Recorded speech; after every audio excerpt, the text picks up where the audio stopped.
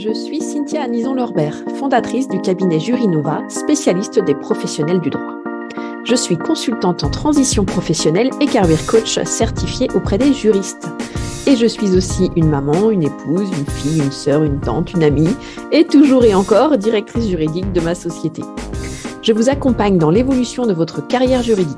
En bonus, je vous montre comment vous pouvez trouver simplement de nouvelles opportunités professionnelles et comment implémenter une recherche d'emploi efficace. Bienvenue sur le podcast Jurinova. Ce podcast est à destination des juristes qui veulent impacter le monde de l'entreprise positivement grâce au juridique, c'est-à-dire faire bouger les lignes. Chaque semaine, je vous délivre des tips et des conseils précis et concrets pour valoriser votre carrière et vos compétences, booster votre visibilité et surtout construire une carrière qui a du sens et un équilibre de vie sain grâce aux opportunités en entreprise. C'est parti!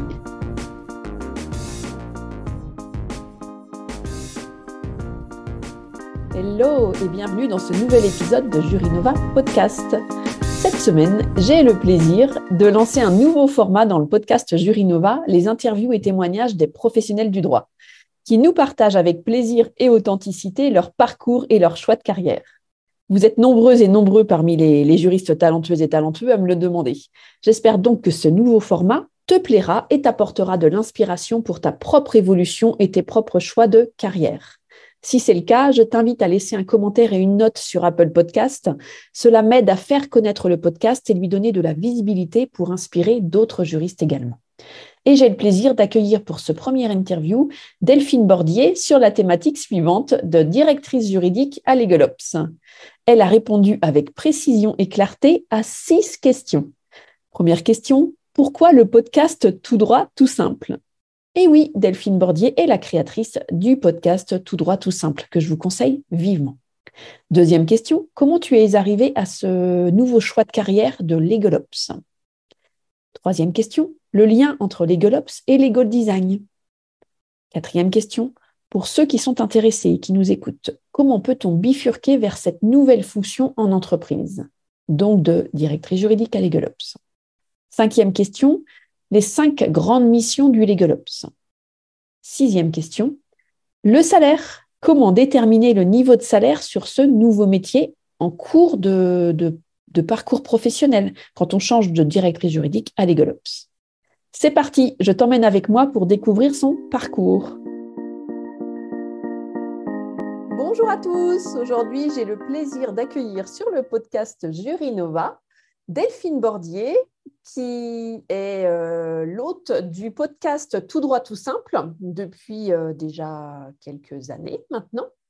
Et nous allons aborder la thématique, sans surprise, de directrice juridique à LegalOps, qui est son parcours. Elle va nous retracer son parcours, elle va nous partager son parcours et elle va nous partager des tips également sur sa carrière et son nouveau métier lié au LegalOps et au podcast. Bonjour Delphine. Bonjour Cynthia, et ravie d'être avec toi aujourd'hui. Je te souhaite mes meilleurs vœux pour cette année 2023. Eh ben moi aussi, je te souhaite le meilleur pour 2023 à titre professionnel et à titre privé, bien entendu. Comment vas-tu aujourd'hui ? Écoute, très bien. Je suis très, très, très contente d'être dans ton podcast et je suis ravie d'être ta première invitée. D'ailleurs, je suis très honorée. Oui, merci à toi d'avoir accepté ma proposition puisque aujourd'hui, c'est le premier interview du podcast Jurinova et j'ai l'honneur d'accueillir Delphine pour qu'elle nous partage son parcours de directrice juridique à LegalOps. Alors, déjà, j'ai une petite question de curiosité. Pourquoi tu as choisi le podcast ? Pourquoi tu t'es mise au podcast à l'époque ? Alors, effectivement, ça fait presque 2 ans maintenant que j'ai créé le podcast Tout droit, tout simple. Mais au départ, j'ai pas commencé par le podcast. En fait, c'est venu assez vite. Mais à l'origine, j'ai créé une chaîne YouTube. Alors, pour tout avouer, c'était un petit défi en fait, que je m'étais lancé à moi-même et à mes enfants au départ. Donc, c'était plutôt une blague. Mais c'était l'idée de départ, c'était de faire découvrir les métiers que j'avais exercés. Donc, c'était les métiers d'avocat et de juriste d'entreprise. Et puis, dans ma pratique professionnelle, je constatais que beaucoup de juristes, qu'ils soient jeunes ou moins jeunes, enfin plutôt les jeunes juristes, ils arrivaient sur le marché du travail et ils n'avaient pas tellement de meilleures connaissances des métiers du droit que j'en avais moi en quittant l'université. Et ce, malgré la multitude et l'inflation d'informations disponibles, qui sont peut-être difficiles à trier, je ne sais pas. Et donc, du coup, j'ai créé cette chaîne. Et j'ai créé en parallèle des vidéos, des infographies pour expliquer aux étudiants et aux jeunes juristes les différences entre ces métiers ainsi que leurs similitudes. Et puis, j'ai posté ça sur LinkedIn. Et là, des écoles de droit, des écoles de commerce m'ont contacté pour intervenir auprès d'étudiants en licence, en master. Et puis, je me suis dit, je voulais en faire profiter le plus grand nombre. Et comme la vidéo, c'était pas forcément le médium sur lequel j'étais le plus à l'aise, j'ai cherché un autre support qui préférait la voix. Et donc, je me suis tournée vers le podcast. Et c'est comme ça qu'en mars 2021, j'ai créé Tout droit, tout simple. Alors, pour être tout à fait franche, je ne savais rien du tout du podcast. J'ai tout appris grâce à YouTube, donc, Oui. avec beaucoup de tutos et beaucoup de lectures et d'écoute aussi d'autres podcasts. Parce que j'ai été moi-même et je suis encore une grande consommatrice de podcasts. Et puis, j'ai commencé en plein confinement. Et donc, comme c'était impossible de se déplacer, c'était un moyen en fait assez facile d'interviewer des praticiens, le podcast, parce que Oui. on pouvait pas vraiment, les vidéos, c'était quand même très compliqué. Donc voilà. Et puis, je me suis aussi rendu compte que le contenu que l'on produit sur les réseaux sociaux, il est assez éphémère. Il a vocation à être consommé très rapidement. Et à l'inverse, créer un podcast, ça permet de partager du contenu quand même à forte valeur ajoutée, mais qui dure dans le temps. Les gens, ils peuvent y revenir, ils peuvent réécouter, ils peuvent sauter un épisode, ils peuvent en écouter deux d'affilée. Il n'y a pas de sujet du lieu. Ils peuvent faire ça n'importe où, n'importe quand, dans les transports, en faisant du sport, dans la voiture. Et donc, je trouve qu'on gagne en visibilité et en audience assez rapidement, en fait.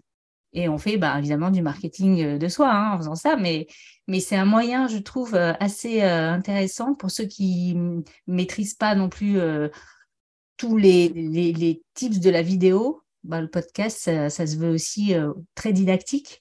Et voilà, c'est pour ça que j'ai choisi le podcast.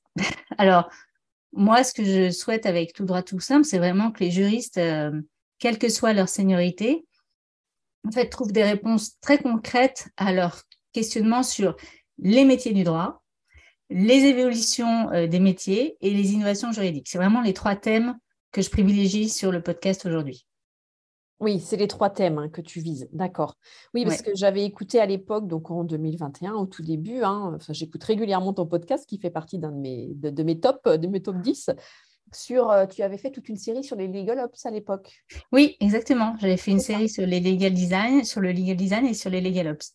Et puis en parallèle, j'ai créé un autre podcast, pardon, que je co-anime avec Marie Ombrou, qui est fondatrice de Atorus Executive, mais qui est plus axé sur le management et la carrière juridique, qui Oui, s'appelle le rendez-vous pour booster votre carrière. Et donc là, c'est plus, c'est pas sur les métiers du droit, c'est vraiment sur le management et la carrière juridique.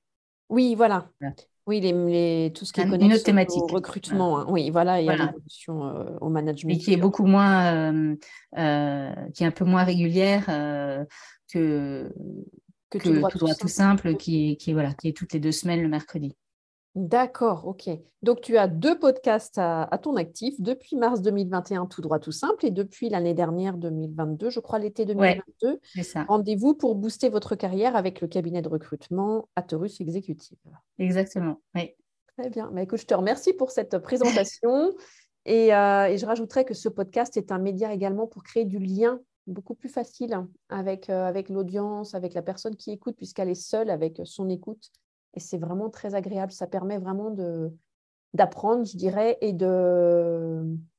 d'avoir de nouvelles idées également quand on Oui, écoute. oui, et puis c'est vrai que l'interview, l'intérêt, c'est que, comme on le fait aujourd'hui, on fait partager un témoignage, enfin, on interviewe des praticiens du droit qui ont des parcours très différents, donc c'est très riche en fait.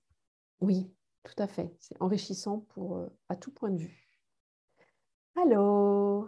J'aimerais maintenant que tu nous parles de ton parcours, puisque tu as travaillé en France, au Canada, tu as fait, voilà, enfin, j'aimerais bien que tu nous présentes ton parcours et comment tu en es arrivée à ce nouveau choix de carrière de Legal Ops, puisque tu as été avocate et directrice juridique. Oui, c'est ça. En Oui, fait, pendant 20 ans, j'ai effectivement accompagné les clients et les opérationnels dans leurs projets. Alors d'abord en tant qu'avocate en propriété intellectuelle et nouvelles technologies. Ça, j'ai pendant 7 ans, en fait, au barreau de Paris, dans des cabinets anglo-saxons notamment. Et puis, j'ai décidé de partir en entreprise au bout de 7 années. J'étais un peu frustrée de ne pas savoir ce que devenaient mes opinions juridiques, de ne pas avoir accès aux clients, de ne pas comprendre en fait les enjeux et les besoins de l'entreprise vraiment très concrètement. J'avais des clients très prestigieux et passionnants, mais j'étais pas au cœur du réacteur en fait. oui, En fait, j'avais l'impression d'être assez éloignée des vrais sujets de l'entreprise. Et c'était assez vrai. Je m'en suis rendu compte plus tard, mais c'était assez vrai finalement.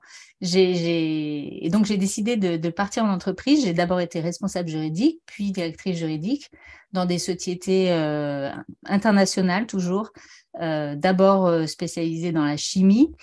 Et c'est vraiment là que j'ai appris le métier de juriste, parce que j'avais tout à gérer, plus seulement les problématiques de propriété intellectuelle, mais j'étais vraiment, on va dire, dans le grand bain, seule, d'accord. Oui, responsable seule juridique d'une filiale. Donc d'une voilà. filiale. D'accord, et seule, hein, pas d'équipe, hein, donc Non, juriste j'étais unique. Hein. seule. Oui, Ouais, j'étais seule et à un moment, j'ai eu une stagiaire euh, que je suis toujours d'ailleurs, mais voilà, mais j'étais vraiment toute seule. d'accord. Mais j'aimais ça, enfin, j'ai aimé avoir voilà, les mains dans le cambouis, être au cœur des dossiers, des négociations, trouver des solutions juridiques un peu nouvelles, rédiger même des clauses, hein, gérer des contentieux, tout ça, j'ai adoré faire ça. Et surtout être aux côtés des opérationnels, les accompagner et les sensibiliser à la matière juridique. Ça, c'est un côté que j'insiste souvent là-dessus. Mais moi, je trouve que la sensibilisation et la formation des équipes, c'est vraiment un sujet super intéressant et très enrichissant quand on est en entreprise. Et ça facilite, moi, je me suis rendu compte que ça facilitait énormément les échanges plus tard, et que les gens, en fait, comprenaient beaucoup mieux ce qu'on faisait et nous solliciter donc mieux après avoir fait ces formations.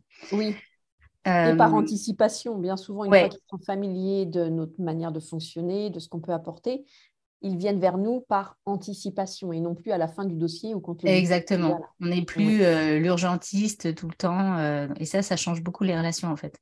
Donc pour moi c'est très important. Et puis après j'ai changé de société, donc je suis devenue directrice juridique d'une société de mannequinat. mhm. Euh, Donc là, bah, de nouveaux dossiers, de nouvelles responsabilités aussi. Et puis, pendant aussi que j'étais dans cette grosse société internationale en chimie, là, j'ai mis en place, par exemple, des programmes de conformité en matière de concurrence. On commençait à parler un peu RGPD. J'ai créé une Contratech, des process. Enfin, tout ça, c'est des sujets qui commençaient un peu à germer et surtout dont je m'occupais déjà en fait dès que j'ai été en entreprise. Je me suis aperçue de ça quand j'ai fait un peu le bilan. Et donc ces projets-là, ils me prenaient beaucoup de temps. Le problème, c'est que j'étais souvent rattrapée en fait par le business. C'est-à-dire qu'il passait toujours après. Parce que, Oui, bah, faute de temps et surtout quand on a des équipes mais qui sont très réduites, l'équipe, elle grandissait pas à la même vitesse que le nombre de dossiers. Et donc, du coup, les sujets un peu plus de fond ou long terme, bah, ils passaient toujours un peu après. Et parfois, bah, ils étaient abandonnés parce que j'arrivais pas à les mener. J'étais rattrapée par les sujets business du quotidien qui, eux, ramenaient des sous, quoi, en gros. oui. Donc, ça, c'était un peu la frustration à un moment donné quand on a plus de responsabilités. Et puis après, je suis partie à Londres. Effectivement, j'ai travaillé à Londres chez Getty Images. Et, et là, pareil, j'ai eu des dossiers assez variés, mais j'avais déjà aussi pas mal de sujets un peu transverses. Et ça, j'aimais bien, moi. Ça commençait déjà à arriver. J'avais des dossiers, évidemment, opérationnels, mais j'avais aussi on me confiait des sujets un peu transverses et surtout sur multinationaux, on va dire. Et ça, c'était pour moi des sujets super intéressants que j'avais envie de continuer à mener, quoi. Et puis, quand je suis revenue en France en 2017-2018, en fait, c'est vraiment là que j'ai découvert une nouvelle façon de travailler dans le domaine juridique. Je m'explique, j'ai découvert le management de transition un peu par hasard et je suis allée voir un cabinet et il se trouve que ça s'est bien passé. Je me suis lancée, ils avaient une mission à me confier, je me suis lancée et puis j'ai aimé ça. D'accord. Ça s'est vraiment fait un peu, pas par hasard, parce que je cherchais, etc. Mais je me suis dit, ben, j'ai rien à perdre, on essaye et puis on verra. Voilà. Donc, au lieu effectivement d'avoir un CDI, ben, là, c'était une mission. C'était un CDD. Voilà. Et en fait, c'est lors de ces missions que j'ai ensuite enchaîné que j'ai un peu affiné ce que j'aimais faire en direction juridique et ce que je n'aimais plus trop faire, ce qui me plaisait plus trop. Oui. En fait, c'est véritablement là que j'ai pris conscience que je souhaitais vraiment mener à terme des nouveaux projets transverses qui demandaient du temps, de la disponibilité des ressources. Non pas que j'aimais plus faire des dossiers opérationnels, mais c'est vrai que j'en avais moins l'envie, c'est vrai. Et l'autre découverte, c'était aussi que je souhaitais plus cumuler ces deux casquettes, en fait. Je n'avais plus envie de faire et directrice juridique et avoir des missions, ces fonctions, ces projets transverses en plus. Parce que je m'apercevais bien que je n'arrivais pas à faire les deux. Quand on est directeur juridique, c'est très compliqué mener on le fait tous, hein, et mener tous ces sujets transverses à leur terme, seul, et être dans le quotidien avec les urgences qu'on connaît. Donc, du coup, je me suis posé la question, comment faire? Et c'est là, en fait, je raconte mon cheminement, hein, mais c'est pas forcément un exemple, mais c'est mon expérience et ma réflexion, c'est aussi mes rencontres qui m'ont mené là où je suis aujourd'hui. Mais voilà. Et le courage de saisir les opportunités qui se sont présentées à toi également, le management de transition et le courage de faire le point, le bilan à un moment donné. Qu'est-ce que j'ai? Voilà, c'est ça. Je pense que j'avais besoin de faire un peu le point. Je me suis dit, ben, en fait, ces missions, c'est peut-être une bonne opportunité pour voir un peu autre chose, pour découvrir. Effectivement, je ne l'ai pas regretté. Après, j'aurais pu me dire, bah, en fait, ça ne me plaît pas et retourner. Mais il se trouve que ça m'a plu et du coup, voilà, j'ai continué ces missions. Et c'est à peu près à ce moment-là, donc en quelques années quand même après, parce que j'ai fait quelques années de mission, j'ai découvert ce qu'on nomme aujourd'hui les legal ops. Mais en fait, j'ai découvert que j'en faisais avant de le savoir, comme beaucoup de directeurs juridiques en font aujourd'hui, en fait. La différence, c'est que, sans le nommer, sans savoir que ça s'appelle comme ça, mais la différence, c'est que aujourd'hui, je souhaite m'y consacrer pleinement et je ne souhaite pas faire ça à 20% ou 30% de mon temps. Je souhaite vraiment faire des missions de Legal Ops uniquement. Donc, ce n'est pas facile parce que ça veut dire qu'il faut se repositionner sur le marché de l'emploi. Oui, exactement. Donc, tu connais bien ces sujets-là. Tout à fait. Voilà. Se repositionner en capitalisant sur tout ce que tu sais déjà faire. Voilà, c'est ça. Et en fait, c'est pas si simple que ça parce que on est repéré, enfin, on est connu, ou je sais pas comment on dit, par son CV, son LinkedIn, mais on est repéré pour ce qu'on est un jour J, c'est-à-dire comme directeur juridique. Et donc, on me proposait des postes de directeur juridique, ce qui était logique, hein, enfin. Donc, ça veut dire qu'il faut commencer par faire un travail d'introspection, en fait. Enfin, et comme tu dis exactement, c'est-à-dire qu'il faut, dans ses expériences passées de directeur juridique, de responsable juridique, essayer d'identifier en fait ce que tu aimes faire et surtout ce que tu faisais déjà en fait en tant que Legal Ops, sans le savoir. Voilà, puisque l'étiquette est là, l'étiquette de directeur juridique est là, présente, une ancienne avocate, directrice juridique, et il faut aller vers une autre image, il faut se construire une autre image, donc un autre marketing de soi, son fameux personal branding, avec d'autres éléments différenciateurs axés sur le legal ops. Oui, et puis évidemment, il faut le faire savoir aux bonnes personnes. Exactement, d'où l'intérêt du podcast et du réseau. Voilà. D'où l'intérêt du podcast, de soigner son réseau, d'expliquer aussi sa démarche, quoi. Oui. Enfin, qui est parfois, qui est très souvent tout à fait logique, mais il faut quand même savoir l'expliquer et d'une manière assez fluide et voilà. Donc, et ça se travaille. Et c'est vrai que le management de transition, pour ça, moi, m'a aidé, puisque évidemment, sans choisir moi-même complètement mes missions, mais je pouvais quand même parfois, des entretiens, insister sur l'aspect LegalOps qui pouvait intéresser la direction juridique, alors que le poste proposé était à la base un peu différent. Oui. Donc ça, Aménager le poste, le périmètre, c'est pour y intégrer un peu plus de LegalOps, hein, c'est ça? voilà. Alors, il faut que la direction juridique, évidemment, il soit sensible au départ, hein. On n'arrive pas comme Oui. ça en disant on va changer complètement le poste. Mais c'est vrai que si on sent qu'il y a une appétence et qu'il y a une envie derrière, on peut aussi essayer de, voilà, au lieu d'avoir 50% du poste en LegalOps, ben, se dire, et moi, ça m'est effectivement arrivé, ça. Et finalement, Oui. j'ai fait une mission LegalOps en 100%, alors qu'au départ, c'était pas forcément ce à quoi avait en tête la directrice juridique au départ. Au départ, oui. Donc, tu l'as guidée, tu l'as aidée à J'ai élargir guidé, mais je son pense périmètre elle d'action. était prête dans sa tête, elle cherchait ça, mais sans vraiment le savoir. Et cette direction juridique était déjà sensibilisée à la notion de LegalOps. Elle savait ce que c'était également, parce que certaines ne Ben, savaient oui et non, pas trop. pas.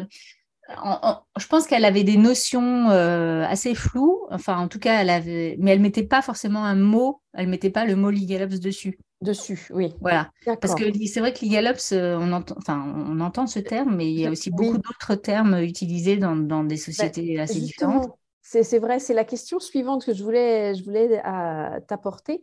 C'est quelle est pour toi la définition du Legal Ops et quel est le lien entre Legal Ops et Legal Design dont on entend souvent parler? Alors, le LegalOps, il a tout intérêt, en fait, pour moi, à utiliser le legal design. Alors, quand on Mhm. parle de legal design, c'est l'approche du design thinking pour gagner en efficacité. Pour moi, le legal design, c'est vraiment un outil que le LegalOps doit apprendre à maîtriser. Parce que, en fait, le legal design, il remet l'utilisateur au centre des discussions. Donc, il s'agit de produire euh, de l'information juridique en prenant en compte des objectifs, des enjeux, les besoins de l'usager. Et le langage clair permet, par ailleurs, de rendre intelligible et accessible l'information juridique, sans toutefois simplifier à outrance un process ou une information. Donc, c'est vraiment, c'est pas forcément réécrire un document, mais c'est vraiment euh, produire de l'information et surtout que ce soit intelligible et accessible. Et en fait, c'est exactement ce que fait le LegalOps quand il formalise, par exemple, une stratégie avec le directeur juridique ou quand il amorce un projet de digitalisation. Il va améliorer l'accès à la connaissance aussi de l'information juridique Oui. dans le service juridique, mais aussi dans l'entreprise en général. Donc tout ça, c'est exactement ce qu'il fait le LegalOps. Il cherche en fait à obtenir aussi le soutien des dirigeants, à rassembler, à mobiliser les collaborateurs. Et pour ça, il a vraiment besoin de recueillir évidemment l'adhésion de tout le monde, hein, mais il a souvent recours en fait à la méthode du legal design dans ses missions, sans forcément le savoir. Mais par exemple, il y a une phase empathique où on passe du temps à comprendre l'utilisateur et donc les juristes. Oui. Ensuite, il y a une phase où on va définir les problèmes, les pain points, comme on dit. Mhm. Et puis après, on collabore avec le client et la direction juridique et les autres départements pour faire naître des solutions. Donc ça, c'est l'itération aussi. Mhm. Et puis après, on teste. Donc tout ça, c'est une méthode, en fait, qui est exactement celle du legal design. D'accord. Et Ok. ces éléments-là, bah voilà, c'est exactement la méthode en fait appliquée au legal design. Donc pour moi, c'est ça aussi le lien. C'est vraiment en termes de méthode qu'il y a un vrai lien. Et pour moi, donc c'est un outil qui est à la disposition du LegalOps. Alors on n'est pas obligé de le faire, hein, on n'est pas obligé d'être spécialiste du legal design pour être LegalOps, hein, pas du tout. Mais c'est vrai que c'est un outil qui est formidable, ne serait-ce que pour faire de la communication, par exemple. Pour communiquer simplement, intelligiblement, ben, le legal design, c'est formidable dans une entreprise. Oui. Donc, et ça, Attends. c'est une des missions du Legal Ops, la communication, la visibilité de la direction juridique. Oui, c'est ça. L'objectif du Legal Ops, c'est de donner de la visibilité et une Et de la communication. performance, de la Oui, productivité, voilà, oui, et d'aider vraiment la direction juridique à être plus performante, plus productive, plus visible et donc mieux positionnée dans l'entreprise, en fait. C'est vraiment ça. Le but, c'est ça. oui, mieux positionné dans l'entreprise. D'accord. Et donc, la direction juridique, dans ce cas-là, grâce au Legal Ops, grâce au Legal Design, intervient plus en amont dans la stratégie des missions, des dossiers, la stratégie de l'entreprise? Oui, elle peut. Oui, oui, elle sera. Ben, si elle est mieux positionnée, qu'on comprend mieux déjà ce qu'elle fait, elle sera sollicitée en amont, bien plus en amont et elle sera plus urgentiste, comme souvent c'est le cas aujourd'hui encore. Oui. Il y a bien, Ouais. il y a beaucoup d'autres avantages à recourir au LegalOps, mais ça, c'est une de ses fonctions, oui, Oui, l'anticipation, d'être associé en amont au dossier pour notamment, anticiper les exactement. conséquences notamment. D'accord. Et Mais pour c'est tout ce aussi qui est... définir une stratégie, ne serait-ce que ça. Souvent, quand le LegalOps arrive dans une société et demande ben, à quoi sert votre direction juridique, c'est quoi votre vision, ben, c'est pas des questions forcément auxquelles ils ont réfléchi avant. On suit un peu la vision de l'entreprise, mais on ne se positionne pas forcément en tant que direction juridique euh, Oui, la direction juridique en tant que telle n'a pas forcément sa en tant que propre business vision à part entière. pour apporter au Exactement, business, hein, c'est ça, oui. exactement. D'accord. D'ailleurs, c'est un point qui est de plus en plus demandé dans les recrutements des responsables et directeurs juridiques. C'est ce que j'ai observé, qu'on demande aux futurs responsables directeurs juridiques quelle est leur vision pour le positionnement de la direction juridique, hein. Ça a été Voilà. très présent en 2022. Ben, je pense que ça le sera encore, peut-être même plus, parce que c'est super important pour Oui, c'est très toute la suite positif. et pour toute l'équipe, en fait, et pour Oui, toute et c'est l'entreprise. très positif. Ça montre que la direction juridique n'est pas un simple service Voilà, et parfois. qu'elle participe vraiment aux décisions stratégiques de l'entreprise, en fait. Voilà, elle est associée au niveau des décisions stratégiques, du CODIR, du COMEX, peu importe, et elle est associée, elle est quelque part l'un des bras droits. Exactement. Et donc Euh, là, elle sera mieux positionnée, elle sera mieux écoutée. exactement. Ça change tout, en fait, dans le... Oui. Et sa communication n'est pas la même non plus. Elle est beaucoup plus Exactement. fluide. Elle se fait mieux comprendre. Tout à fait. Et donc, pour ceux qui nous écoutent et qui seraient intéressés, Delphine, pour bifurquer éventuellement vers cette nouvelle fonction de Legal Ops en entreprise, donc pour notamment les responsables directeurs juridiques ou même les juristes, qu'est-ce que tu conseillerais? Quelle formation tu as faite? Vers qui s'orienter? Vers quel pays notamment s'orienter? Euh, Alors, qui sont les plus avancés sur ce domaine? alors, les plus avancés, c'est sûr que c'est les Américains, c'est les États-Unis. Ouais. Alors, je n'ai pas de recette miracle, j'ai pas une recette, mais vous aurez la vôtre et moi, c'est mon expérience que je partage. Mais d'abord, avant tout, mais ça, c'est comme quand à chaque fois qu'on change un peu ou qu'on évolue dans son métier, on ne change pas forcément de métier, mais qu'on évolue en tout cas, je vous conseille vraiment d'abord de vous renseigner sur cette fonction, ce métier et échanger avec des praticiens. Pourquoi pas adhérer à des associations? Par exemple, il y a l'association CLOC, qui est une association, enfin, un consortium américain qui existe depuis une vingtaine d'années, hein. C'est aux États-Unis, c'est pas du tout nouveau comme en France. Mhm. Mais vraiment contacter des praticiens qui pourront vous parler de ce métier en France émergent, mais savoir ce qu'ils font vraiment. Faire du networking, de la veille, commencer vraiment à vous intéresser à la fonction elle-même de LegalOps. Parce que c'est bien d'en entendre parler et de se dire, ah ben, je vais faire ça, mais c'est comme quand on passe d'avocat à juriste, il faut quand même se poser la question de qu'est-ce que fait un juriste? Enfin, c'est pas le même métier. C'est pas le même métier. Donc, il faut vraiment identifier là-dedans, après, ce qui vous plaît et ce qui vous plaît pas. Parce que s'il y a plus de négatifs que de positifs, pourquoi changer? Par exemple, je te rejoins, alors ça, c'est pas mon domaine, c'est plutôt le tien, mais pourquoi pas faire un bilan de compétences? Parce que ça peut vraiment, vraiment aider à identifier justement, une fois que vous vous serez renseigné sur vraiment les fonctions et vraiment pratico-pratiques du LegalOps, ben ça peut vraiment vous aider à savoir si ça peut vous plaire ou pas. Donc ça, c'est la première étape, je pense. Et il Oui. existe, oui, des formations, il en existe un peu. Je pourrais te donner une liste, si tu veux, que tu mettras en description. Mais il y a des formations à l'ACC, il y a le DU aussi à Assas sur la transformation numérique du droit et des legal tech. Bientôt, il va y avoir une formation, le juriste de demain en LegalOps, donc fait avec l'EDEC. Les decks, Donc, il y a quand même des choses qui se créent aujourd'hui sur cette. On voit que ça vraiment, c'est un sujet qui intéresse de plus en plus les directeurs juridiques, les entreprises. Mais voilà, si on est intéressé, il faut d'abord vraiment se renseigner. Il faut même aller à des conférences, des webinaires, écouter, je ne sais pas, des podcasts. Enfin, voilà, oui. mais vraiment. Notamment tout droit, tout simple. Non, mais il y en a d'autres, mais il y en a Oui, bien d'autres sûr. américains notamment, etc. Enfin, il y a plein Oui. d'autres choses.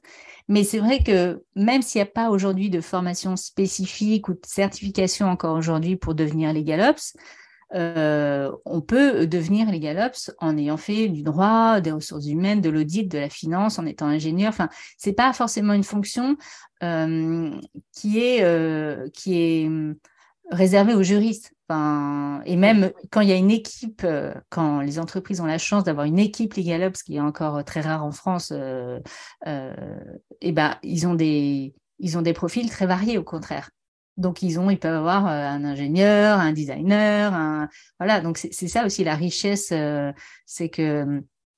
Et puis, un LegalOps seul, comme moi je le suis aujourd'hui, il remplit pas forcément toutes les fonctions tout le temps dans une mission. Il sera plus ou moins spécialisé à un moment donné ou dans sa carrière, où il va peut-être pas tout faire. Parce qu'il y a beaucoup, quand même, c'est une fonction qui est très large, en fait. On va peut-être en reparler, mais c'est très, Oui. très large. Il y a un socle de compétences qui est nécessaire, à mon Mhm. avis. Mais après, il faut aussi, ce que tu disais tout à l'heure, il faut miser aussi sur son expérience de Oui. juriste, si on est juriste, de financier, si on est data analyst, enfin voilà. Oui. Euh, En marketing, si on veut faire du design ou exactement. plateforme. Ok. Mais parmi, effectivement, les compétences essentielles pour exercer en LegalOps, moi, je vois quand même, il y en a quand même certaines qui sont un peu communes à tous ces métiers d'origine. C'est savoir communiquer, l'empathie, c'est-à-dire l'écoute vraiment active, savoir se mettre à la place de l'autre, hein, enfin, vraiment, Oui. et enfin, se former en continu. Vraiment, ça c'est Mhm. important. Donc la curiosité, évidemment. Savoir persévérer, avoir quand même une appétence pour l'innovation et la technologie, quoi. Mhm. Ça, c'est quand même important.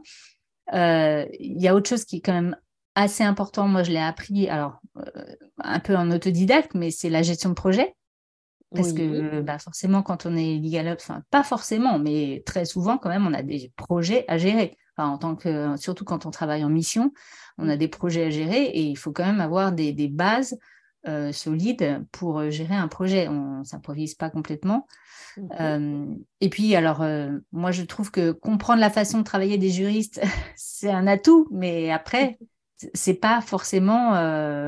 J'avais interrogé, je me souviens, dans la série justement un consultant, mais vraiment qui était plutôt analyste financier et qui était LegalOps en cabinet d'avocat. Et donc lui, il s'en sortait très bien parce qu'il cherchait plutôt quelqu'un de très analytique, etc. Mais il disait que c'était pas facile de comprendre le monde des juristes, quoi, quand on n'est pas Oui. juriste. Il avait eu beaucoup de mal à ça.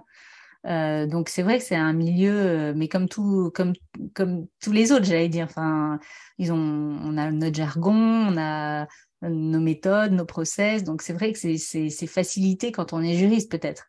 Mais faut pas avoir peur aussi. Autre chose qui est important, je pense, c'est pas avoir peur de rencontrer des résistances.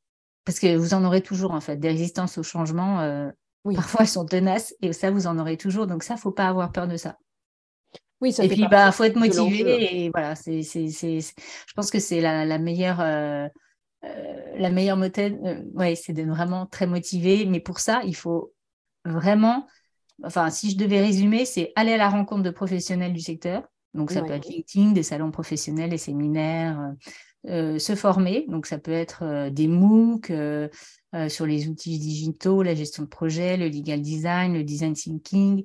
Et puis, si possible, ça c'est plus difficile quand on n'a pas de mission, mais se confronter un peu à ces sujets en réalisant des projets. Mais si vous êtes en poste, par exemple, dans votre organisation, faire évoluer un peu votre zone de confort, c'est-à-dire demander des sujets un peu différents.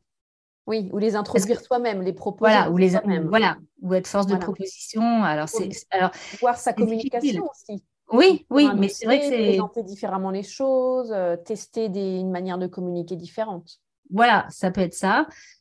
Si on n'a pas Revoir son effectivement des, process également. On peut revoir son voilà, process si on pour n'a avoir pas cette des, phase des... d'écoute active au départ, notamment. Je pense Ouais, à toujours la problématique entre juristes et commerciaux où souvent on a beaucoup de mal à se ouais, comprendre les uns les autres.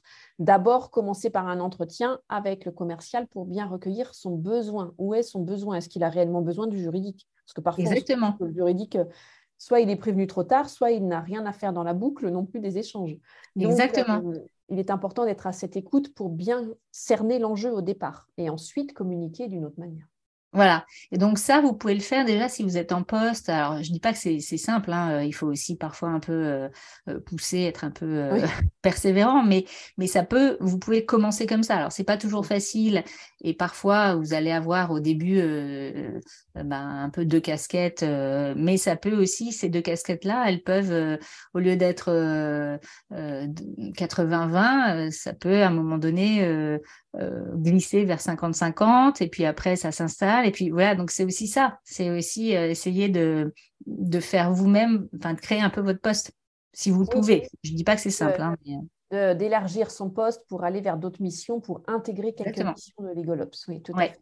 OK. Mais il faut le faire savoir, il faut le faire comprendre aussi à son N plus 1, il faut que l'entreprise soit un peu réceptive à ces sujets. Enfin voilà, donc il y a tout un contexte aussi peut-être à avoir, mais ça se fait. Oui, ça se fait, exactement. Qui ne D'accord. tente rien n'a rien, on va dire. Mais Tout à fait. Et, est-ce que tu pourrais nous retracer les 5 grandes missions du LegalOps? oui, oui, oui, bien sûr. Alors, moi, je les ai identifiés en 5 catégories. Le CLOC dont je parlais tout à l'heure, elle répertorie 12 activités du LegalOps, mais moi, je pense D'accord. qu'on peut les regrouper en 5 catégories, mais voilà, le CLOC les a identifiés en 12 tâches, on va dire. Mais pour moi, la première catégorie, c'est vraiment alors, j'en ai un petit peu parlé tout à l'heure, c'est la planification stratégique. C'est-à-dire que le Legal Ops, il va définir avec le directeur juridique, donc c'est vraiment le bras droit du directeur juridique, il va définir la mission et le rôle du département juridique dans l'entreprise, dans l'organisation. C'est-à-dire qu'il va fixer les priorités stratégiques en fonction des besoins de l'entreprise, du département juridique. Et pour cela, il va créer en fait des indicateurs de performance, on appelle ça des KPI, pour Oui. permettre au DJ de mieux piloter en fait son activité. Parce qu'il a besoin, en fait, le directeur juridique, comme tous les autres directeurs qui sont au COMEX, il a besoin, pour montrer aussi sa valeur, il a besoin de données, de data. Et souvent, la direction juridique, en fait, elle a plein de choses, mais c'est pas du tout ces données-là, elles sont pas comment dire, analysées. Elles sont pas, donc, Exploitées, en fait, elles ne sont pas visibles et elles sont pas ni exploitées. exploitées. Exactement, elles sont pas exploitées. Donc, en fait, c'est bien d'avoir des données, mais si on n'en fait rien, en fait, ça sert pas à grand monde, quoi. Donc, ça, c'est important parce que ces indicateurs de performance clés, elles peuvent vraiment faciliter le pilotage de la direction juridique et surtout, elles vont permettre alors, au top management de vraiment comprendre l'implication des juristes et aussi, quand il y a les difficultés et où elles sont. Et ça, c'est vraiment important parce que, par exemple, si on va demander, si on tous les ans, le directeur juridique, il demande en plus un juriste parce qu'il dit on n'a pas assez de juristes, il faut qu'il puisse justifier de ça. Pas Oui. juste demander comme ça des ressources supplémentaires. Donc, il faut le justifier. Et comment il va le justifier? Alors, c'est pas juste avec des mails d'opérationnels mécontents parce qu'il y a il y a de l'attente ou je sais pas. Mais ça va aider, par exemple. Ça peut vraiment aider à piloter, en fait, l'activité. Oui, les temps d'attente, le traitement de Bah, dossiers, le nombre de oui, c'est un dossiers, exemple, hein, mais l'évolution, voilà. C'est les stats exactement. aussi, le nombre d'évolutions de dossiers sur l'année, les Exactement. montants contentieux, etc. Oui, tout à Les fait. contentieux, qui les gèrent? Est-ce que c'est plutôt en interne, en pré-contentieux? Est-ce que c'est beaucoup les avocats externes? Enfin, il y a Voilà. Et plein quel est le d'indicateurs, en coût, fait. quel est le budget, l'évolution du Exactement. budget sur les 5 dernières années, Et puis, etc. Oui, quelle est l'évolution? Pourquoi? oui, Enfin, voilà. Et du coup, quand on a ces données-là, on peut les analyser et mieux expliquer le pourquoi et ensuite trouver des solutions adéquates. Mais si on n'a pas ces données-là et qu'on ne les exploite pas, c'est beaucoup plus difficile, en fait. On navigue un peu à l'aveugle. Donc ça, c'est le premier, pour moi, c'est la première catégorie. d'accord. La planification stratégique. Donc, première Voilà. catégorie, OK, Ouais. Ensuite, la deuxième catégorie, ça va être la gestion de projet. Donc là, d'accord. Ce que tu nous disais c'est tout pour ça à que l'heure, hein, oui. j'en parlais tout à l'heure un peu. Mm, Le Legal Ops, il va pouvoir piloter en fait des projets que le juriste ou le directeur juridique n'a pas le temps de piloter lui-même ou peut pas mettre en place ou peut pas mener à bien en fait. Et ça va être par exemple la mise en place d'une solution legal tech. Ça peut être ça, la digitalisation de la direction juridique. Donc une fois que les besoins internes sont identifiés, parce que ça c'est un gros travail déjà, parce que c'est pas le mhm, tout de dire il faut digitaliser, il faut quand même identifier d'abord les besoins. oui, Parce oui, d'accord. que là aussi, hein, il y a eu beaucoup de sociétés il y a quelques temps qui se sont dit, ah, il faut absolument que je digitalise, il me faut un outil, il me faut un outil. Mais si les besoins ils sont mal identifiés au départ, bah, l'outil sera mal choisi et ça va pas marcher en fait. Donc en fait, il faut d'abord identifier les besoins, ça prend du temps. Oui, c'est toujours, Euh, ça prend toujours un peu de temps de mettre sur écrit, sur papier, tout ce qu'il voilà, faut faire les et specs, s'interroger. etc. Et puis ça passe par beaucoup d'interviews et pas seulement d'interviews des juristes. En fait, c'est ça l'idée, c'est aussi que il faut écouter tous les utilisateurs. Et les utilisateurs, par exemple, d'une solution de ticketing, je sais pas, de contrat, y a pas, c'est pas les juristes qui font des demandes de contrat. Oui. Donc, il faut aller voir aussi les opérationnels, les acheteurs, les Exactement. Ceux qui vendeurs, ont besoin, oui, ceux qui exactement, les expriment des besoins. financiers. Et puis, Mhm. il faut savoir ce qu'il y a déjà dans l'entreprise, parce que moi, je me suis rendu compte parfois qu'en fait, la finance avait déjà son propre outil pour je sais plus quoi, et ben, on aurait pu l'utiliser finalement au juridique, mais on ne le savait pas. Oui, Donc, en fait, il faut vraiment identifier les besoins et les outils qui sont déjà à disposition en interne. Et ensuite, ben, le Legal Ops, il va faire une espèce de rapport et il va mettre en place, il va essayer de, avant de mettre en place, il va identifier la bonne solution, il va, avec le directeur juridique notamment, mhm. et puis il va la mettre en place. Et ça, ben, c'est vraiment de la gestion de projet pour le coup. Oui, tout à fait. Là, on est en plein dans la gestion de projet. Voilà. Donc ça peut être aussi une mission du Legal Ops. La troisième catégorie, là, c'est la gestion des ressources. Alors que ce soit les ressources financières ou les ressources humaines. Donc j'ai regroupé les deux, mais c'est pas du tout la même chose, évidemment. Oui, Mais en fait, c'est comment faire plus avec moins, mais oui, en maintenant un service d'excellence, quoi, en gros. C'est un peu oui. ça. Donc, le meilleur usage des ressources, ça commence par confier le bon travail au bon prestataire, déjà, hein. Mhm. Oui, Et puis surtout, et après, il faut construire une équipe qui est motivée et reconnue. oui, Donc ça, c'est la partie humaine. Mais en gros, c'est ça. Donc, finalement, c'est libérer du temps aux juristes pour mieux répartir le travail. oui, c'est ça. Mhm. Et donc ça demande, ben, pareil, hein, la gestion des ressources, c'est le budget en gros, hein. Euh, Oui. et Oui, il puis, y a l'aspect management financier d'un côté et management humain de l'autre. exactement, Oui, exactement.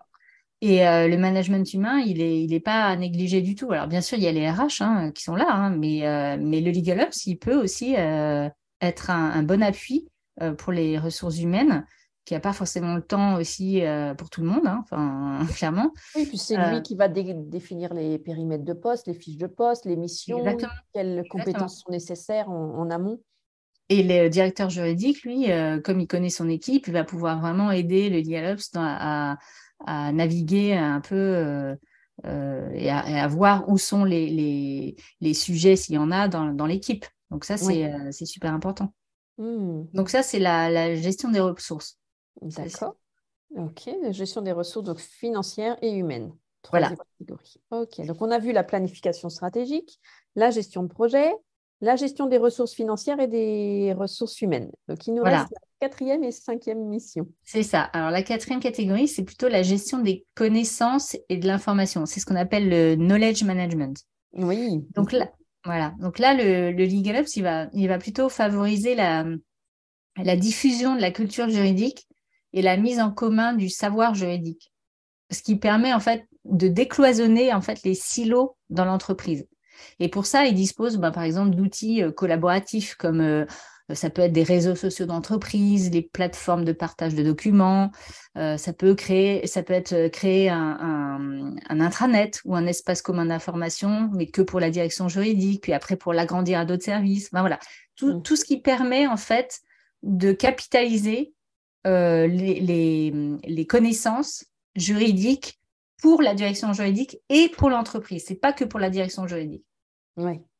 Oui, c'est pour tout le monde. C'est pour ouvrir justement cette connaissance juridique, ce savoir aux autres Oui. services et le mettre en Et puis commun. ça fait gagner beaucoup de temps parce que on se rend compte en fait que les juristes passent énormément de temps à répondre aux mêmes questions qui sont sans aucune valeur ajoutée. Oui. Fournir un cabis ou une politique interne, un document qu'il pourrait trouver tout seul sur l'intranet, ça n'a aucun intérêt. Oui. Exactement. Mais tout ça, c'est encore des sujets en entreprise et ça fait perdre énormément de temps aux juristes, parfois. Aux juristes. Oui, tout à fait. Ce sont des tâches récurrentes sans valeur ajoutée. Voilà, et puis en plus, c'est pas non plus très valorisant quand on est juriste de juste faire boîte aux lettres et de faire passer des documents qui pourraient être trouvés très facilement par les collaborateurs. Donc Oui, bah, grâce à un répertoire tout simplement partagé. voilà, donc il y a plein de moyens différents, mais ça, cette gestion des connaissances, ou parfois aussi, on va à une formation qui pourrait intéresser tout le monde à la direction juridique et personne ne partage ça. Oui, le Pourquoi? compte rendu n'est pas fait en arrivant, Voilà. il n'est pas diffusé. Oui, Voilà. exact. Mais parfois, ça peut vraiment être ça peut vraiment créer des problèmes. Oui, bah, c'est vrai que moi, je l'avais observé au tout début de ma carrière, il n'y avait pas d'intranet là où j'étais. Donc, moi, j'étais chez CM6 Asset Management sur Paris. Et ensuite, j'ai intégré la Banque fédérative du Crédit Mutuel, donc la holding du groupe Crédit Mutuel, CIC. Et j'ai mis en place tout de suite un intranet en arrivant. Ça faisait partie, c'était l'une Ouais. de mes missions. On créait tout le service juridique à l'époque avec mon manager. Et donc, on avait créé un intranet dès le départ pour y mettre toute la documentation juridique donc sur les fonds d'investissement à disposition des équipes, donc les équipes techniques, parce qu'on travaillait qu'avec des contrôleurs et des auditeurs, Mm. aux clients. On avait aussi des clients externes, donc des sociétés de gestion de portefeuille. Et ça permettait d'avoir la même base de données également. Comme ça, on parlait de la même chose aussi. C'était beaucoup plus simple en Exactement. réunion. Bah, Et on aujourd'hui, partait voilà, du on appelle même ça sujet. LegalOps, mais tu vois, tu Oui, faisais déjà du LegalOps.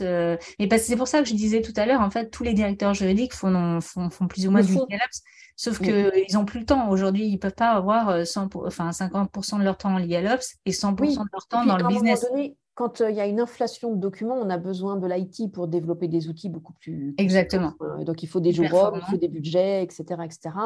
Et il faut savoir exprimer son besoin, donc prendre le temps d'identifier son besoin et l'exprimer à l'IT pour que tout soit bien mis en place. Bien mis en place. Donc, c'est vrai Exactement. que le rôle du LegalOps dans ce cas-là est très important. Ça fait gagner du temps à tout le monde, en fait. Voilà. Donc, c'est vraiment ça. Le LegalOps, au début, on se dit, ah, mais oui, mais c'est beaucoup de temps qu'on va passer. Oui, mais il faut accepter de perdre du temps, enfin, de donner du temps pour en Oui, gagner après. En fait, c'est vraiment ça. exactement. Et souvent, c'est le cas des C'est changements. pas une Du perte de temps, changement. c'est vraiment donner du temps pour en gagner beaucoup après.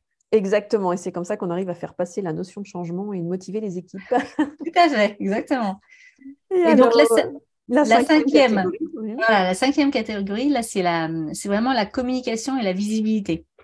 Oui. Donc, on en a parlé un petit peu. Le LegalOps, il va élaborer souvent la communication interne de la direction juridique.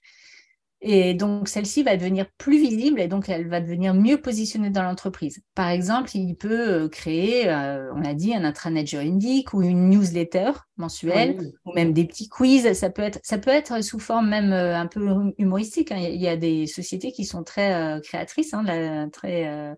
ça peut être un chatbot, ça peut être même un podcast interne. Il y en a qui font ça. Oui. Il y a, il y a des formations aussi juridiques qui peuvent être un peu plus ludiques. Donc voilà, le LegalOps, il va utiliser aussi le legal design pour recueillir l'expression des besoins. Donc il va pouvoir construire comme ça une communication qui va être claire, qui va être plus impactante et donc qui va être engageante. Les collaborateurs vont vraiment se l'approprier et donc l'utiliser. Et donc, tous ces moyens de communication, ils sont à disposition du LegalOps pour vraiment améliorer la visibilité de la direction juridique. Voilà. Oui, et ça, c'est une belle avancée pour justement lui donner une certaine visibilité et pouvoir accompagner tout le développement et la stratégie de l'entreprise également. Oui, et on a l'impression qu'il faut toujours des choses extraordinaires. Mais en fait, parfois, il suffit de on peut y aller aussi vraiment par petits pas, step by step, hein, et même des petites choses ou un process qui a changé, où ça peut vraiment changer énormément la vie des juristes. Hein. Oui. Pas que des juristes. Parce que l'idée aussi du LegalOps, c'est qu'il fluidifie toutes les relations et qu'il améliore les relations entre la direction juridique et les autres départements de l'entreprise. Ça, c'est super important. Oui, tout à fait. Ok. Donc, on a vu les 5 catégories, les 5 missions du LegalOps: la planification stratégique, la gestion de projet, la gestion des ressources financières et humaines, la gestion des connaissances et de l'information, donc le knowledge information. Et la 5e catégorie, c'est la communication et la visibilité de la direction juridique pour notamment avoir un meilleur positionnement au sein de l'entreprise. C'est ça. Ok.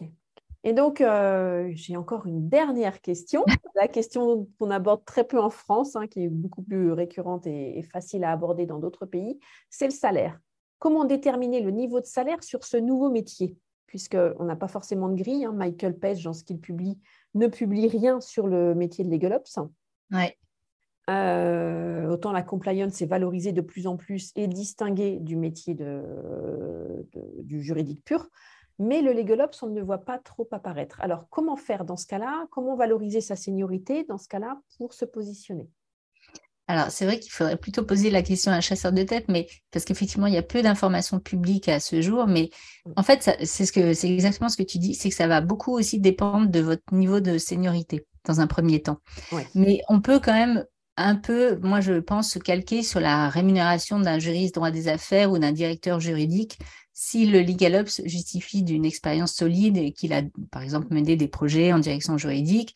Il n'y a pas de raison qu'il baisse son salaire parce qu'il passe LegalOps. Enfin, je veux dire, c'est pas... Oui, c'est pas il n'y a logique. Pas de raison à ça. Ce qu'on valorise, c'est notre expertise et notre expérience. C'est pas un titre, en fait. Oui, exactement. Donc, voilà. Donc,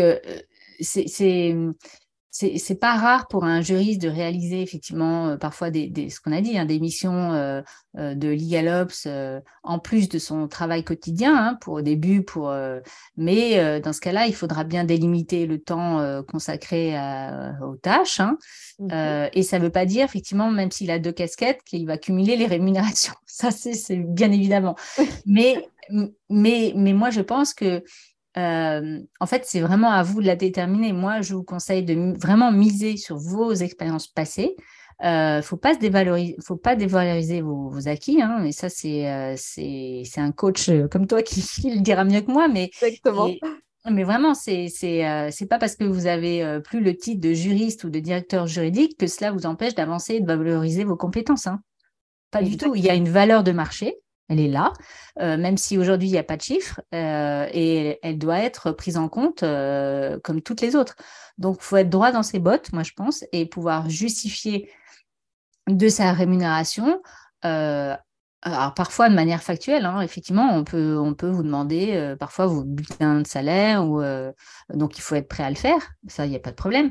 Mais moi, je pense qu'il faut vraiment valoriser vos expériences passées et même, pas seulement ça, si vous êtes formé, par exemple, entre-temps, ça aussi, ça peut justifier que vous mainteniez le même niveau de salaire. Enfin, il y a vraiment plein de choses à prendre en compte, mais ça dépendra aussi, moi je pense, de la mission qui vous est demandée. Alors bien sûr, du niveau de seniorité requis, du niveau de management, et puis après, j'ai envie de dire, c'est une négociation salariale, hein. Mais je crois que tu es mieux placé pour moi que d'en parler là. Oui, oui, oui, on en revient à la négociation salariale. Donc, tu as très bien résumé les arguments. C'est qu'il faut toujours se baser sur ses propres expériences qu'on a déjà vécues. Si on a fait du management, le management dans une équipe juridique, c'est le même type de management dans une équipe de Legal Ops, hein. Et puis, si on a fait de la gestion de projet, déjà, si on a mené à terme des projets, c'est juste une transposition des compétences dans un autre domaine. Si on a fait du management budgétaire financier, c'est la même chose. On utilise nos compétences qu'on avait dans le service juridique précédent. Si je prends l'exemple d'un juriste ou d'un responsable ou directeur juridique, on utilise cette compétence en management budgétaire, financier, dans ce nouveau service, ou le service intégré à la direction juridique. Si on a déjà fait du management humain, c'est la même chose. La planification stratégique, idem, on peut avoir été associé au sein de son service juridique à la planification stratégique, hein, avec les priorités à mener pour l'année ou pour les plans à 3 ans, etc. Moi, j'ai connu ça à une époque, on faisait des plans à 3 ans. Qu'est-ce qu'on allait développer, qu'est-ce qu'on allait mettre en œuvre comme nouvel outil, etc., etc. Quels étaient les nouveaux challenges à intégrer, notamment en termes de réglementation, quand on allait avoir des nouvelles réglementations ou des mises à jour de réglementation. Tout ça, ça se met en avant par la suite tout au long de votre parcours. Et c'est ce qu'on fait pendant le bilan de compétences ou l'accompagnement mobilité. On va extraire de votre parcours tout ce qui va pouvoir vous servir à votre nouvelle mission, à votre nouvelle orientation professionnelle. Et c'est vraiment le point sur lequel il faut insister. Il ne faut surtout pas dévaloriser tout ce qu'on a fait auparavant. Ce n'est pas un changement à 100% de métier. Oui, c'est ça. On a tendance à se dire, ah bah oui, mais c'est plus c'est plus le même titre, c'est plus la même, donc je peux pas prétendre à. Mais en fait, si, il n'y a pas de raison que tout d'un coup, tout ce que vous avez fait avant ne compte pas. Enfin, ça n'a pas de sens. Exactement. Et même les legal skills, tout ce que vous avez en compétences juridiques va vous servir puisque vous allez comprendre le juriste en face de vous. Vous Exactement. allez aussi comprendre les autres, mais vous allez notamment mieux comprendre le juriste puisque vous l'avez été vous-même. Et c'est là où le travail avec parfois un coach ou un bilan de compétences, il est vraiment utile parce que c'est là où vous allez vraiment identifier toutes vos forces et donc pouvoir expliquer vraiment ce que vous avez fait par ailleurs. Et donc ça, je pense que ça aide énormément à structurer en fait sa pensée là-dessus. Oui, voilà, ça va permettre d'illustrer son propos en entretien, notamment par le développement d'un projet qu'on a déjà mené en tant que, Ouais. si je prends l'exemple de directrice juridique, ça permet de mettre en avant un projet qu'on a déjà mené, par exemple, je sais pas, un contentieux qu'on est allé jusqu'au bout, ou alors un recrutement de juristes ou une création de services. Moi, pour ma part, j'ai créé 2 services juridiques, donc je pourrais le mettre en avant, par exemple. Et toutes les personnes qui ont mis en place des services juridiques, qui les ont créés, qui ont recruté, qui ont fédéré leurs équipes aussi, cette fédération d'équipes, le fait de motiver ces équipes, d'avoir ce leadership qui permet d'emmener les équipes là où on veut aller, donc à la fin, au but final des projets, donc de maintenir l'équipe motivée tout au long du projet. Ça aussi, c'est important c'est quelque chose qu'on peut mettre en avant et beaucoup de directrices, directeurs juridiques que j'accompagne ont cette capacité en fait en eux. Tout comme les avocats qui passent de l'avocature au monde de l'entreprise ont souvent cela puisqu'ils ont travaillé avec le monde de l'entreprise. Ils savent écouter leurs clients pour produire les actes forcément qui sont cohérents, mais souvent ils peuvent utiliser ça pour intégrer le monde de l'entreprise et éventuellement s'orienter vers le legal ops derrière. Oui, oui, oui, tout à fait. Donc, il y a beaucoup de choses à retirer tout simplement de l'analyse de son propre parcours pour justement valoriser tout cela dans une nouvelle étape professionnelle, dans un nouveau projet professionnel. Oui, c'est une Next step. évolution, mais je pense qu'il faut vraiment démystifier aussi ce sujet de salaire parce que de toute façon, aujourd'hui, vous avez un salaire, il n'y a pas de raison de vous le dévaloriser juste parce que vous changez de titre ou vous évoluez dans votre carrière. Donc, tout ce que vous Exactement, avez on fait repart avant, jamais de zéro. Tout ce qu'on a voilà. fait auparavant est capitalisable en fait et différenciateur par rapport aussi à un autre parcours à côté, en fait, à un autre Voilà. Et candidat. si vous n'arrivez pas à l'identifier tout seul, bah, voilà, faut le faire avec quelqu'un, mais il faut le faire, ce travail-là. C'est Voilà, sûr. exactement. Donc, on vous encourage sur ce point à aller vers les coachs, les consultants en transition professionnelle notamment. Et ça vous aidera également à le faire. Vous pouvez également le faire tout seul, hein. Pas facile, hein, tout seul. Hein. C'est moins évident, oui, tout à fait. Mais Pas c'est facile quand même. possible également si vous avez les bons outils. Ça vous Ouais. permet d'extraire de votre parcours tout ce qui va faire que vous allez être différent sur le marché et donc vous allez faire la différence sur le marché de l'emploi par la valorisation de vos expériences, de vos compétences, de tout ce que vous avez acquis auparavant. Exactement. Voilà. Écoute Delphine, je te remercie pour cette interview, donc avec toutes tes explications entre la directrice juridique, en entreprise, en cabinet, enfin d'abord en cabinet et ensuite en entreprise, ton expérience du management de transition que tu nous as partagé avec transparence. Donc merci beaucoup pour ce partage également, et puis cette transition encore en cours, mais qui est déjà bien effective et bien ancrée chez toi, vers le Legal Ops. Donc Écoute, merci pour ton partage. je t'en prie, c'était vraiment un plaisir de venir sur le podcast Jury Nova et bravo, voilà, je tiens à te dire bravo vraiment solennellement et très sincèrement pour tout ce que tu as accompli déjà et pour Jury Nova que je trouve formidable. Allez faire un tour sur le site parce que c'est vraiment très riche, donc je vous incite à aller voir tout ce que fait Cynthia. Voilà. Merci à toi, Delphine. Et moi, je vous incite à aller écouter Tout droit, tout simple, le podcast de Delphine, puisque vous allez trouver une mine d'informations sur les différents métiers du droit qui peuvent vous inspirer, que vous soyez jeune étudiant, en cours de carrière, à la phase entre 40 et 50, quand on commence à avoir envie de changer. On se dit, bon, il me reste encore 15-20 ans, j'aimerais évoluer, vers quoi je peux évoluer vraiment. Consultez les différents sujets que Delphine met à votre disposition, ça vous aidera à avoir... à faire évoluer votre vision des choses et à peut-être créer des idées en vous, à semer quelques graines pour éventuellement vos évolutions futures.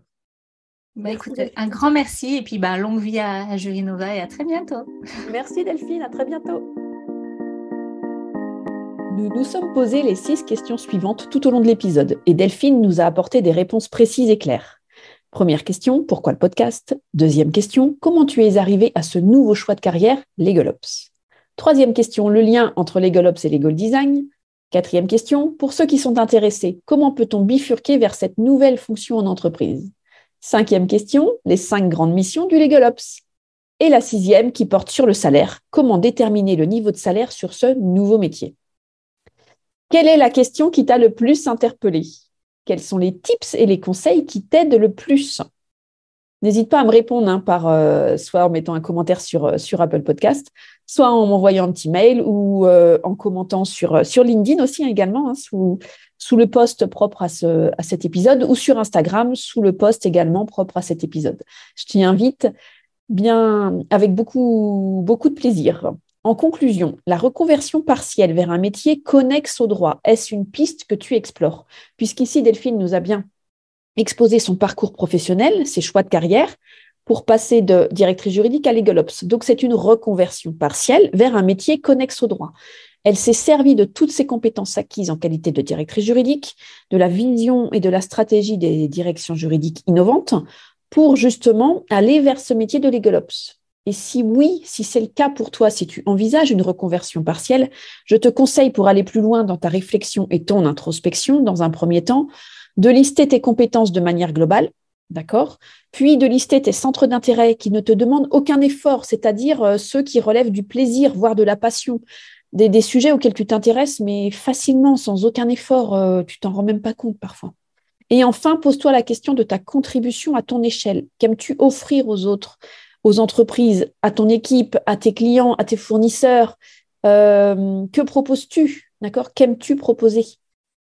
Comment apprécies-tu de contribuer à ce jour dans ton travail, au sein de ton équipe, dans ton couple, dans ta famille, dans ton cercle d'amis et dans tous les autres cercles que tu fréquentes? Ok? Voilà, tu as découvert les subtilités du métier de Legal Ops à travers ces 5 grandes missions. Et tu sais qu'une reconversion partielle est possible pour les juristes également. Et tu sais également quel est le lien entre Legal Ops et Legal Design. À la clé, dynamisme, renouveau, apprentissage, développement de soi, découverte, adaptation, équilibre de vie, épanouissement, valorisation, reconnaissance, confiance et fierté. C'est à toi de jouer en 2023. Ton avenir t'appartient. Et si tu veux être accompagné pour ta reconversion partielle, c'est ce que nous faisons ensemble dans l'accompagnement bilan de compétences, orientation pendant 4 mois. Nous consacrons 1 mois à ton projet professionnel pour explorer toutes les pistes qui se présentent à toi. Et c'est les modules 5 et 6 sur lesquels on travaille ton projet professionnel. Nous nous intéressons bien évidemment en amont à tes besoins, à ton écologie personnelle. Donc, quand je dis écologie personnelle, c'est ton rythme, l'environnement dans lequel tu aimes travailler, les temps de déplacement, les déplacements pro si tu acceptes, si tu es à l'international, le télétravail, est-ce que tu es pour, est-ce que tu es contre, est-ce que tu en veux beaucoup, pas beaucoup, voilà. Voilà, là, on fait le tour de l'écologie personnelle. Ensuite, nous nous intéressons bien évidemment à tes valeurs, c'est très important puisque c'est ce qui va te faire avancer dans la vie et ce qui te permet de te sentir bien dans l'environnement dans lequel tu évolues, c'est-à-dire en cohérence avec l'entreprise dans laquelle tu évolues, si tes valeurs sont honorées dans cette entreprise, si elles sont respectées, si elles sont véhiculées par les uns ou les autres. Okay. On s'intéresse également à tes compétences et à tes talents. L'approche de l'ikigai est très utile également pour approfondir notamment ta manière de contribuer, ce que je disais tout de suite, ce qui te permet de remettre du sens dans ton parcours professionnel, dans tes choix de carrière. Okay. Donc, je propose également l'approche de l'ikigai si tu en as besoin au sein de cet accompagnement. Et nous allons plus loin à travers l'exploration de ton parcours, de tes réalisations, de ton niveau de responsabilité également, de ton niveau de salaire et de ce que tu aimes et de ce que tu ne veux plus. D'accord ? Ce que tu aimes faire au quotidien, mais ce que tu ne veux plus au quotidien. Enfin, 3 tests te sont proposés au module 4 et au module 8 et 9. Ce sont des tests complémentaires qui portent à la fois sur ta personnalité, tes valeurs, tes sources de motivation, tes environnements professionnels, tes comportements en milieu professionnel, ta communication et ton leadership. D'accord ? Je propose systématiquement ces 3 tests pour mieux te connaître et pour faire un tour d'horizon à un instant T sur ce qui te caractérise. D'accord ? L'objectif est double. Dans cet accompagnement bilan de compétences orientation qui dure 4 mois et qui est éligible au CPF, il est de te permettre de te connaître mieux et de bien comprendre la personne que tu es devenue dans toute ta complétude, avec toutes tes expériences, tes expertises, tes envies. Il s'agit de t'autoriser à être fier de tes épreuves, de tes réussites, de tes forces, de tes compétences et de tes talents. Il s'agit d'identifier tes forces, tes talents, tes qualités, tes valeurs pour apprendre à les verbaliser, à les communiquer autour de toi. Ce qui s'appelle le marketing de soi. Pour un marketing efficace de toi-même, il est nécessaire de bien te connaître et d'avoir confiance en toi pour bien parler de toi, bien entendu. Il est de te faire prendre conscience de toutes les possibilités qui s'offrent à toi pour donner un nouveau sens à ta carrière, en toute responsabilité, et de prendre conscience de ce qui fait partie de ce que tu aimes et de ce que tu ne veux plus. Tes peurs en font partie et elles sont là pour te guider et t'aider à avancer également. Voilà ce que nous pouvons aborder ensemble en toute confidentialité et dans le cadre d'une bulle de bienveillance pendant l'accompagnement de bilan de compétences orientation qui dure 4 mois et qui est éligible au financement par ton CPF. Si tu es intéressé, il reste 1 place en avril et 3 sont ouvertes pour le mois de mai. Donc, tu peux prendre rendez-vous sur mon site, directement dans mon agenda, pour l'entretien exploratoire qui est gratuit et confidentiel. À bientôt et beau week-end à toi! J'espère que cet épisode vous a plu. Je vous invite à lire l'article de blog associé à cet épisode sur le site www.jurinova.fr. Jurinova, c'est J-U-R-I-N-O-V-A. Je vous offre également un cadeau de bienvenue, la roadmap dédiée à la réussite de votre négociation salariale. Vous y trouverez les 6 étapes à respecter et les 4 erreurs à ne surtout pas faire. Pour obtenir votre roadmap gratuite dédiée à votre négociation salariale, c'est très simple. Rendez-vous sur mon site www.jurinova.fr sur la page accueil et téléchargez-la, c'est gratuit. J'espère que cela vous aidera. Je vous invite également à vous abonner à la newsletter hebdomadaire des Jurinova. Mon objectif, que vous bénéficiez d'une pause le mercredi dans votre quotidien surchargé. Je vous partage des conseils carrière, les expériences de mes clientes et clients, des astuces, des livres inspirants, des podcasts passionnants et autres inspirations à travers des emails privés. Vous profiterez également de contenus inédits. Pour vous abonner, c'est toujours très simple. Rendez-vous sur mon site jurinova.fr ou sur la page d'accueil. Je suis votre hôte, Cynthia Anison-Lorbert. Cela fait plus de 15 ans que j'exerce le droit. Fondatrice du cabinet Jurinova, dédié à la stratégie de carrière des juristes, je suis comme vous une ancienne responsable juridique en fusion et acquisition. J'ai exercé pendant 15 années dans un groupe financier international. Et je suis encore responsable juridique au sein du cabinet de consulting et coaching Jurinova que j'ai fondé. qui est aussi un organisme de formation certifié Calliope et éligible au CPF, pour votre plus grand bonheur. C'est-à-dire vous permettre de bénéficier de mes accompagnements via le financement de votre CPF. Que ce soit le bilan de compétences, l'accompagnement à la mobilité, l'accompagnement à la prise de poste, le développement professionnel sur la gestion de votre temps, la gestion de vos émotions, votre assertivité et votre leadership, ou la gestion de situations complexes, voire conflictuelles. Je suis également coach professionnel certifié, spécialisé dans les transitions professionnelles des juristes. Et j'interviens également très régulièrement à la FJE pour animer des ateliers carrière à destination des juristes. Autant vous dire que le sujet de la carrière des juristes est une passion pour moi. J'ai donc décidé d'en faire mon métier tout en continuant à l'exercer à travers ma société et mon organisme de formation soumis au Code du travail. Voilà, c'est la fin de ce nouvel épisode de Jury Nova. Un grand merci à vous d'avoir écouté l'épisode jusqu'ici. J'espère que le format vous a plu. Si oui, dites-le moi avec 5 étoiles, même un petit commentaire sur Apple Podcast. Cela ne vous prendra que quelques instants. 1000 merci. C'est vraiment précieux pour moi. Cela m'aide à faire connaître le podcast Jury Nova. Si les commentaires, ce n'est pas votre truc, ce n'est pas grave. Il y a d'autres moyens de m'aider. Vous pouvez tout simplement en parler autour de vous avec 2 ou 3 amis ou 2 ou 3 collègues et puis diffusez-leur le podcast. Moi, ça m'aide énormément et qui sait, cela les aidera aussi peut-être. Quoi qu'il en soit, un grand merci pour votre temps. N'hésitez pas à m'indiquer aussi les sujets qui vous intéressent si vous avez envie que j'aborde certaines thématiques au micro du podcast. Écrivez-moi sur LinkedIn, Cynthia Anison-Lorbert ou Instagram, Jury Nova, en messagerie privée. Nous nous retrouvons la semaine prochaine pour le podcast 44, qui apportera quelques tips aux directrices et directeurs juridiques pour mettre à jour et optimiser leur CV. Belle journée à toi, chère juriste talentueuse, cher juriste talentueux. Prends soin de toi. Bye bye.